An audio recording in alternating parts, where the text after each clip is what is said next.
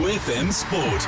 A bit of a tight one there. It just went down to the wire, but the Battle of the Cats is always a game that ends up with a 2-3 pointer.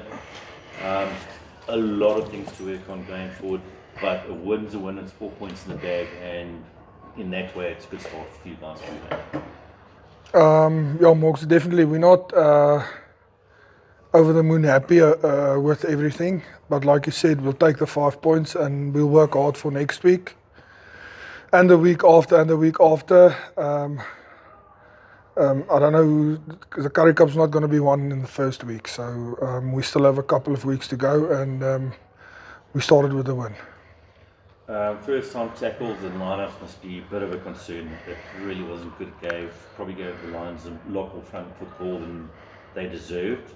But was that pressure, or was that just maybe a bit of rustiness in the game? Yeah, Morgs, I think defensively they cut us a couple of times. In the lineouts we were struggling a bit. On attack we were throwing the ball away. Just before halftime, that try there was something that never should happen. I mean, I can't say there was one area where I was happy with.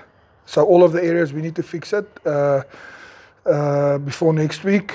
We're not going to fix everything, but we need to be better next week.